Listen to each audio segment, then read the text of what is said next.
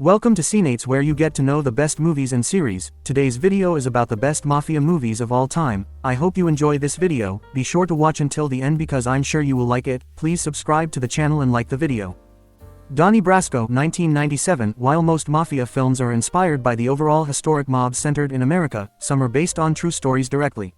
This is the case for Donnie Brasco, a film that illustrates the biography of Joseph D. Pistone, an undercover FBI agent who infiltrated a family mob under the alias Donnie Brasco. One of the greatest aspects of the movie is its plot, which explores the complex line Pistone must walk between his job and his newly formed relationships, especially his close bond with aging mobster Lefty. Donnie Brasco also features some excellent acting, balancing the classic mobster acting style of Al Pacino and the proven versatility of Johnny Depp. Two have excellent chemistry in the film, which makes the story's themes of honor and betrayal even more heartbreaking and impactful. A Bronx Tale, 1993. A Bronx Tale has proved itself as an excellent mobster film because of its representation of the real-life struggles of Italian Americans in the 1960s. The movie's plot centers around the conflict of the young collegiero, who is stuck between his honest, working-class family and the enticing life of the mob. The movie A Bronx Tale contains a lot of serious subjects, as the racial tensions between Italian American and the black community at the time. However, its solemn themes coincide with vivid acting performances and comical, fast-paced dialogue. Juxtaposed tones overall blend together to create a rich experience that earns the film a title as one of the best gangster movies. The Irishman, 2019. A couple of years ago, The Irishman became an overnight hit on Netflix, and for good reason. Though most of the highest-rated Mafia films have been released before the year 2000, Scorsese proved that classic mob films can still be made today with his 3.5-hour epic tale. The Irishman is great because it brings back the filmmaking techniques of old Mafia hits, making it visually look more classic than other films produced today. Also stands its ground because of its acting performances from Robert De Niro, Al Pacino, and Joe Pesci.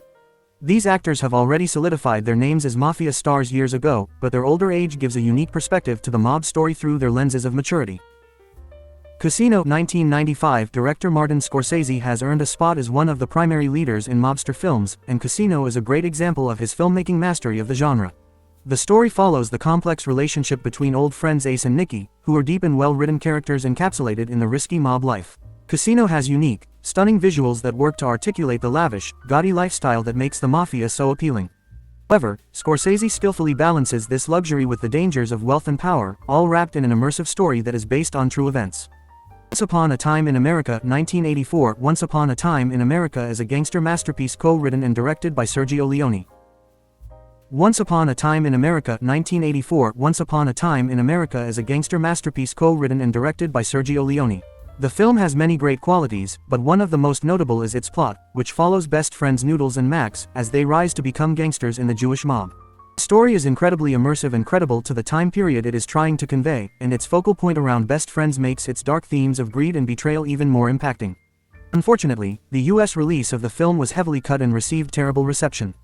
It has since been restored in its over 3-hour-long European cut, which retains all the good pacing and construction of the original production. Scarface, 1983. Scarface is an 80s crime movie that follows Tony Montana's journey from his start as a Cuban refugee to an all-powerful drug lord. Some find the film excessively violent and crude, and it took a long time for it to be more widely accepted. However, as of the current day, it is regarded as one of the best Mafia stories on screen. Most of Scarface's success is due to its lead star, Al Pacino, whose dedicated performance paints Montana as a unique, well-rounded character who is both fearless and brutal, yet able to be sympathized with. The movie's story is unforgettable because of Montana's epic rise and downfall. The film also avoids mobster cliches and creates something that can stand on its own. The Departed, 2006. The Departed is yet another Scorsese classic, though this film delves into the Irish mob instead of the Italian-American Mafia and features two men attempting to infiltrate a gang led by Frank Costello. The movie marked Scorsese's first and only Oscar for Best Director and is most highly revered for its riveting plot rooted in pure suspense. Though one of The Departed's initial appeals is its all-star cast, what really drives the movie is its complex story. Under Scorsese's direction, the film is always moving forward, with excellent pacing and plenty of twists to maintain audience interest from the beginning to its end. Goodfellas, 1990. Scorsese's Goodfellas is considered a classic Mafia movie for good reason. From a filmmaking standpoint, the movie has been commended for its nonlinear storytelling techniques, which examine the lead character Henry Hill from different points in time, allowing the audience many perspectives on his downward journey. Goodfellas is also considered one of the greats for its immersion into Mafia life. The plot was derived from Nicholas Pileggi's book Wise Guys, which follows a true story. Since the movie is rooted in nonfiction, its story feels incredibly real and accurate, giving viewers a proper look into what life is like in the mob. The Godfather Part 2, 1974. The Godfather Part 2 is only bested by its predecessor. The film is still ranked one of the best movies of all time for many reasons, mostly its deep and complex story. While The Godfather sets up the dynamic of the Corleone family, Part 2 intensely examines the life of Michael Corleone, the family's youngest son. Through Michael, the audience can see the slow corruption the Mafia takes on one of its leaders, even though he previously tried to remain uninvolved. Also uses flashback techniques to give a full picture of the Corleone dynasty and an interesting parallel between young Vito's rise to power and Michael's story. The deep and serious themes of the film are encapsulated by Pacino's stellar acting, which artfully illustrates just how intense. The Godfather, 1972. The Godfather holds the position as not only the greatest Mafia movie but one of the best films of all time. Francis Ford Coppola's film contains undisputed mastery in all aspects of filmmaking and includes a poetic, epic storyline that perfectly outlines the power struggles and downfalls of being involved in the mob. There's an endless list of film techniques that make The Godfather legendary. One is its unforgettable score, which perfectly articulates the film's somber and serious tones. Another is its award-winning screenplay, which was written by both Coppola and the original novel's author Mario Puzo. Also, Marlon Brando's versatile performance is a large part of the film's legendary success. The Killing, 1956. Stanley Kubrick's third feature film was released in 1956 and still rates a whopping 96%. Black and white, it stars Sterling Hayden as Johnny Clay, a gangster ready to leave the life and get married, if he can just pull off one last big job first.